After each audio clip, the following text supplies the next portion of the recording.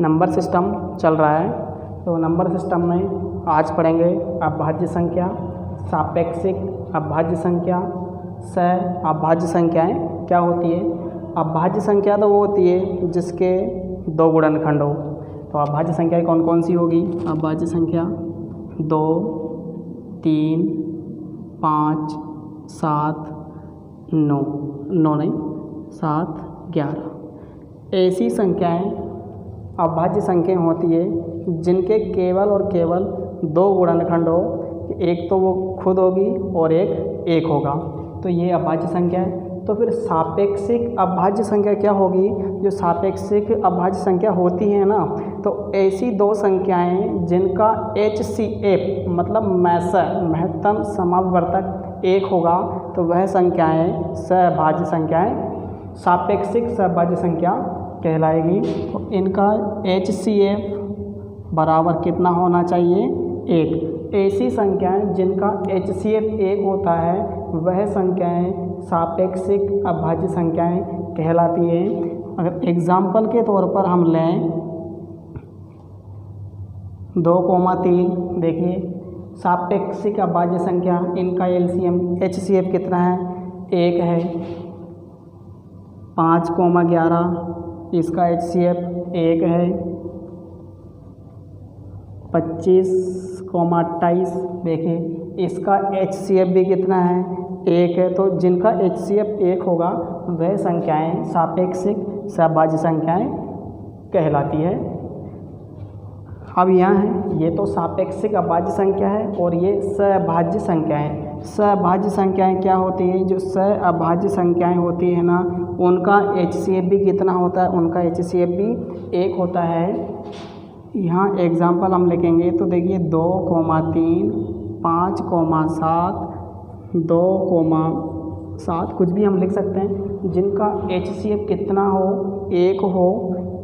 1 होगा HCF, तो वह संख्याएं सहअभाज्य संख्याएं हो जाएगी। अब यहाँ देखने से हमें पता चल रहा है, देखो जो सापेक्षिक अभाज्य संख्याएं, ये सापेक्षिक अभाज्य संख्याएं हैं और ये सहअभाज्य संख्याएं हैं। तो इनके जो एग्जाम्पल देखने से हमें ये पता चल रहा है, देखिए यहाँ पर 2,3 इसमें भी है, ये इस तरह की संख्या यहाँ पर भी है, लेकिन ये वाली संख्या यहाँ पर नहीं है। अगर यहाँ हम देखेंगे जितनी भी सहअभाज्य संख्याएं होगी वो सापेक्षिक अभाज्य संख्याओं में मिल जाएगी। देखो ये वाली संख्या इसमें भी मिल जाएगी। इसमें जितनी भी संख्याएं आती हैं वो आपको सापेक्षिक अभाज्य संख्याएं में भी मिल जाएगी। तो इसका मतलब हम कह सकते हैं कि सभी सहअभाज्य संख्याएं सापेक्षिक अभाज्य संख्या भी कहलाती है। हम लिख सकते हैं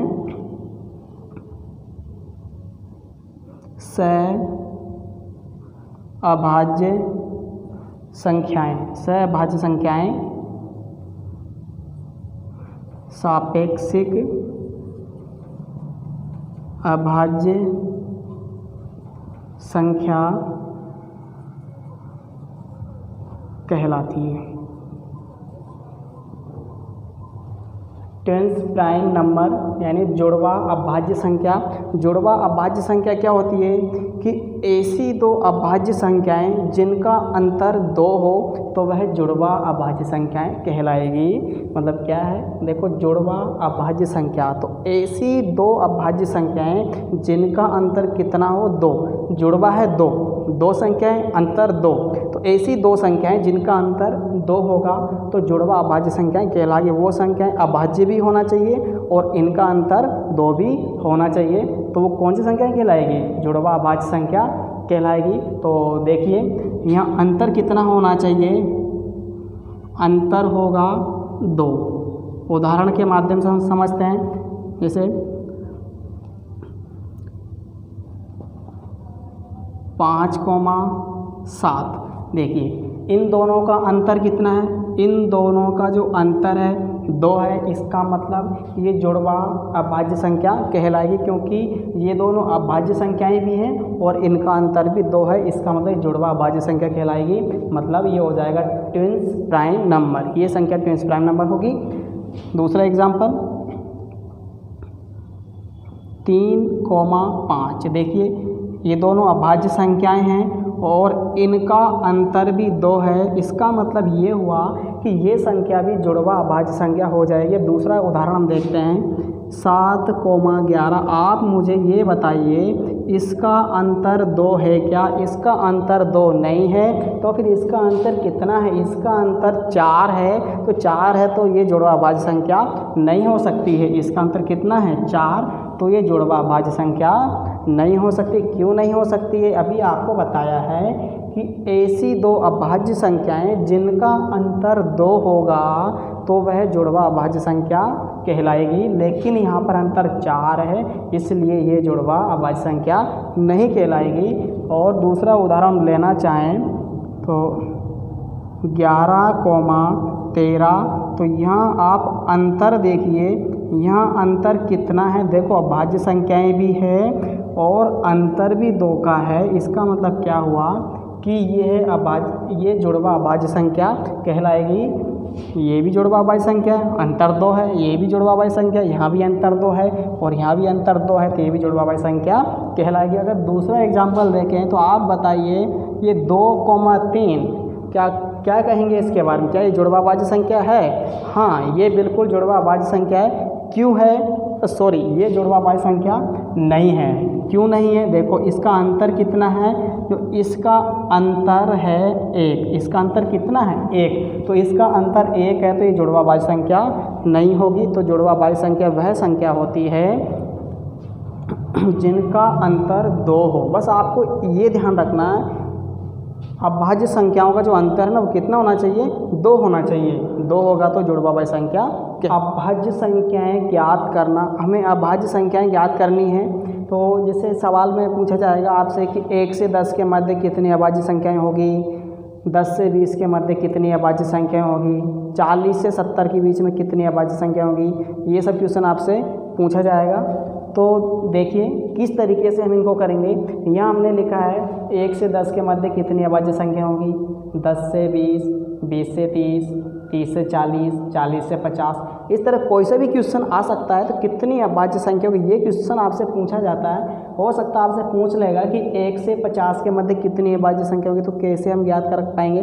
तो यहाँ हमने एक कोड लिखा हुआ है, ये कोड आपको याद रखना है। इस कोड के माध्यम से आप अभाज्य संख्याएं बता सकते हैं। कैसे बता सकते हैं? देखिए जो कोड क्या है, ये कोड है 44, 22, 32, 44, 22, 32, 44, 22, 32, 23, 21। ये कोड है क्या? 44, 22, 32, 23, 21। ये कोड आपको याद रखना। इस कोड के माध्यम से हम बता पाएंगे। कैसे बता पाएंगे? देखना, यहाँ पर हमको इस कोड में लिखना है। देखो यहाँ से देखेंगे 10, 20, 30, 40, 50, 60, 70, 80, 90 और 100। अगर आपसे बोलेगा कि 1 से 10 के मध्य में, तो ये आएगा 10। देखो यहाँ समझा रहा हूँ मैं, 44, 22, 32, 23, 21। ठीक है। तो देखिए यहाँ लिखेंगे, यहाँ देखो 10, 20। तो 1 से 10 के मध्य में कितनी अभाज्य संख्याएं हैं? 4 हैं। और ये 20 तक कितनी अभाज्य संख्याएं हैं? तो यहाँ से जोड़ लेंगे 1 से 20 तक, 4 और 4 8 हो जाएगी। तो यहाँ देखो आपको एक कोड है, तो 1 से 10 के मध्य देखो इस कोड को लिखो। देखो 4, 4, 44, 22, 32, 23, 21। 44, 22,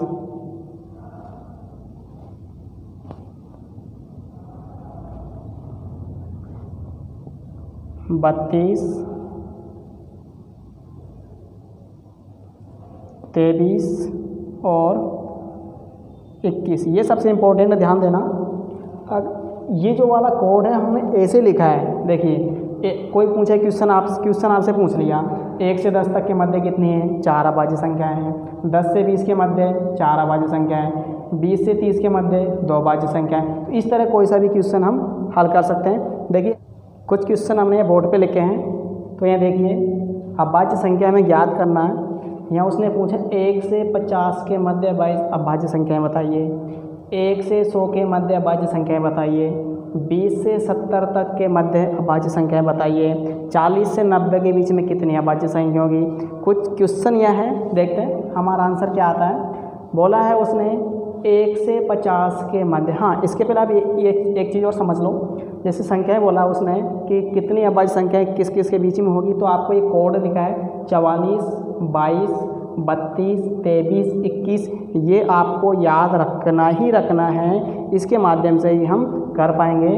देखिए 1 से 50 के मध्य, तो यहाँ आपको बोलना है, देखो 10 50 तक बोला ना, देख ध्यान से देखना, 1 से 50, तो देखो 10, 20, 30, 40 और 50।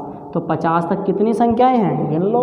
4 और 4 8, 8 और 2 10, 10 और 2 12, 12 और 3 15। इसका मतलब क्या हुआ कि 1 से 50 के मध्य में 15 अभाज्य संख्याएं हो जाएगी। यहाँ देखिए अगला क्वेश्चन है 1 से 100 के मध्य अभाज्य संख्याएं। 1 से 100 के मध्य कितनी अभाज्य संख्या होगी, कोड लिखा है, गिनिए।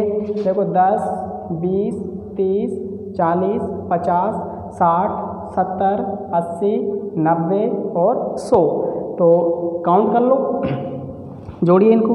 4 और 4 8, 8 2 10, 2 12, 12 और 3 15, 15 और 2 17, 17 और 2 19, 19 और 3 22, 22 और 2 24, 24 और 1 25। तो 1 से 100 के मध्य में कितनी अभाज्य संख्याएं आ गई, 1 से 100 के मध्य में आ गई 25 अभाज्य संख्याएं। आपको तो ये कोड याद रखना है। अब बोला है 20 और 70 के मध्य, क्या कहा उसने, 20 और 70 के मध्य, क्योंकि 20 और 70 के मध्य का मतलब ये हुआ कि 20 के बाद में और 70 तक, 20 के बाद से शुरू होगा ना और 70 तक होगा। तो देखिए यहाँ से हम देखेंगे 20 के पहले तो इधर तक हो चुका, देखो ये 10 20, 20 के पहले तो यहाँ तक है, और ये तो 20 से, तो 20 के बाद में हुआ ना, तो यहाँ से गिनेंगे ये 30, 30, 40, 50, 60, 70 तक ही उसने कहा है, तो यहीं तक ही आएगा। तो आप गिन लीजिए कितना आएगा, 2 2 4, 4 और 3 7, 7 और 2 9, 9 और 2 11। तो इसका मतलब क्या हुआ कि 20 और 70 के मध्य में कितनी अभाज्य संख्या हो जाएगी, 11 अभाज्य संख्या हो जाएगी। यहाँ देखिए 40 से 90 के मध्य में, तो 40 से 90 के मध्य में हम देख लेते हैं भाई 40 से, क्योंकि 40 के पहले तो हो चुका ना, तो 40 के बाद से लेना है। तो यहाँ देखेंगे, देखो ये 10 20 30 40 यहाँ तक तो हो ही चुका है। तो यहाँ से देखिए 50 60 70 80 और 90, क्योंकि 90 तक ही उसने पूछा है। तो गिनिए 3 2 5, 5 और 2 7, 7 और 3 10, 10 और 2 12। तो 40 और 90 के मध्य में 12 अभाज्य संख्याएं होगी। अब यहाँ देखना है कि 100 से 200 के मध्य में कितनी अभाज्य संख्याएं होगी। तो 100 से 200 के मध्य में जो अभाज्य संख्याएं होती है वो होगी 21। ये आपको याद रखना है, 100 से 200 के मध्य में 21 अभाज्य संख्याएं होगी। फिर ये क्वेश्चन बोला 1 से 200 के मध्य कितनी अभाज्य संख्या होगी। अब आपको पता उसने बोला 1 से 200 तक, तो यहाँ उसने लिखा है 1 से 200 तक, तो हमें पता है 1 से 100 तक। तो देखिए 1 से 100 तक कितनी अभाज्य संख्याएं हैं, 1 से 100 के मध्य में 25 अभाज्य संख्याएं हैं। और 100 से 200 के मध्य में कितनी अभाज्य संख्याएं हैं, 100 से 200 के मध्य में जो संख्याएं हैं वो कितनी है, 21 है। तो देखिए 1 से 200 के मध्य में कितनी हो जाएगी, 1 से 200 तक के हो जाएगी 5 और 1 6, 2 और 2 4। इसका मतलब क्या हुआ कि 1 से 200 के मध्य में 46 अभाज्य संख्याएं होगी। यहाँ कुछ क्वेश्चन लिखे हैं, देखते हैं क्या है क्वेश्चन। यहाँ उसने बोला कि प्रथम अभाज्य संख्या लिखिए, अंतिम अभाज्य संख्या, सबसे छोटी सम अभाज्य संख्याएं। कुछ क्वेश्चन देखते हैं क्या उसने लिखा कि प्रथम अभाज्य संख्या है, तो हम कुछ अभाज्य संख्याएं लिख लेते हैं। जैसे हमने यहाँ अभाज्य संख्याएं लिखी है 2 3 5 7, 7 के बाद में 11 13, इस तरह जाएगी। ये उसने कहा है कि प्रथम अभाज्य संख्या। तो देखिए प्रथम अभाज्य संख्या कितनी है, प्रथम अभाज्य संख्या 2 है, तो ये हो जाएगी प्रथम अभाज्य संख्या 2 है। फिर उसने कहा है कि अंतिम अभाज्य संख्या। तो अंतिम अभाज्य संख्या जब 2, 3, 5, 7 ये संख्या आगे तक जा रही है तो हमें नहीं पता कि ये संख्या कहाँ तक जाएगी, इसलिए हमें अंतिम अभाज्य संख्या ज्ञात नहीं है, क्योंकि हमें नहीं पता कि ये संख्या कहाँ तक जाने वाली है। 2, 3, 5, 7, 11, 13, 1000, 10,000, करोड़, अरब, खरब, अरबों खरबों तक वो संख्याएं जाएगी, तो हमें नहीं पता है कि अंतिम अभाज्य संख्या कौन सी होगी। तो यहाँ हम लिख देंगे ज्ञात नहीं है, क्योंकि हमें इस संख्या के बारे में कोई जानकारी नहीं है।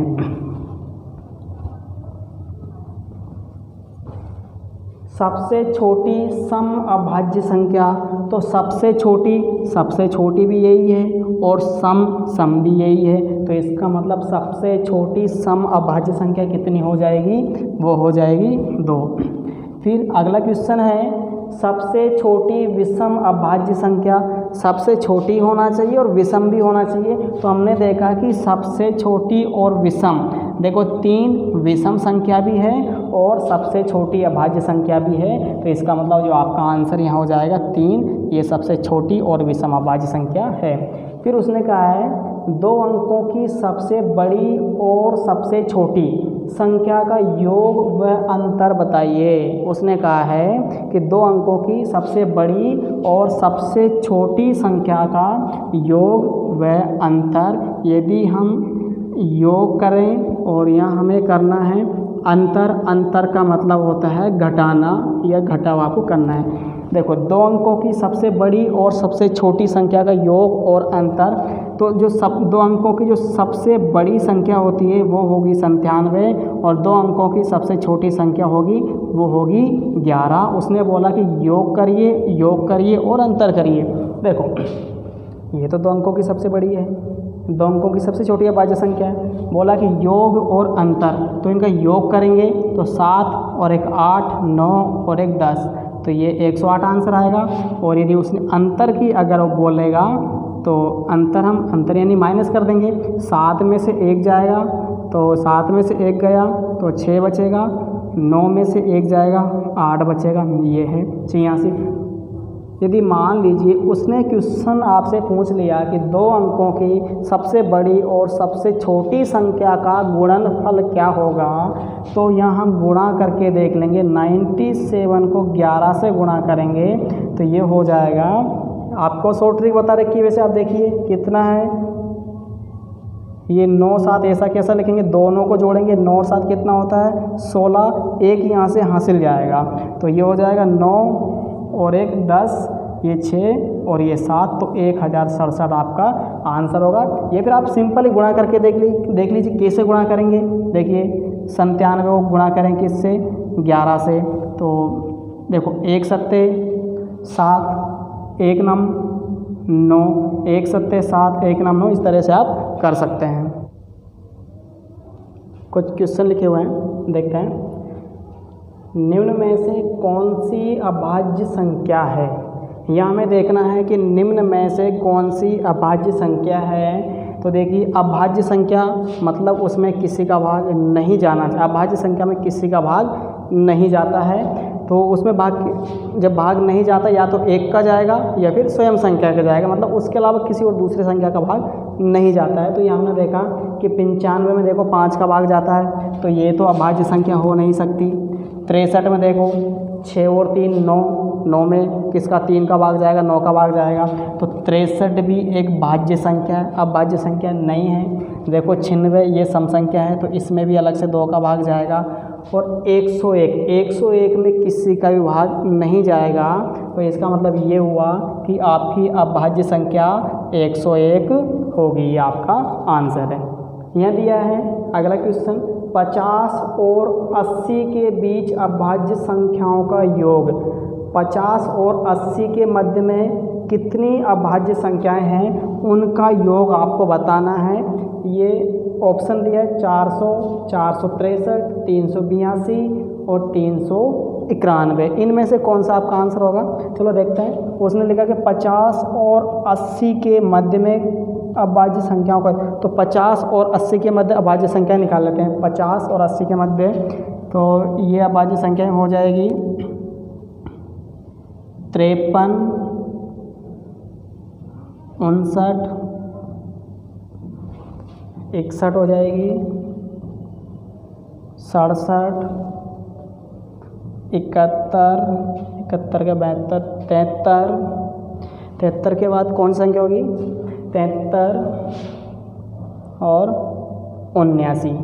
तो 50 और 80 के मध्य में 53, 59, 61, 67, 71, 73 और 79 ये अभाज्य संख्याएं हैं। अगर हम इनका योग करेंगे तो जो आपका आंसर आएगा वो आ जाएगा 463। आप इनको जोड़ के देखना, क्योंकि 50 और 80 के मध्य में तो ये अभाज्य संख्या है ना, तो ये हमने जोड़ा तो आपका आंसर कितना 463 हो जाएगा।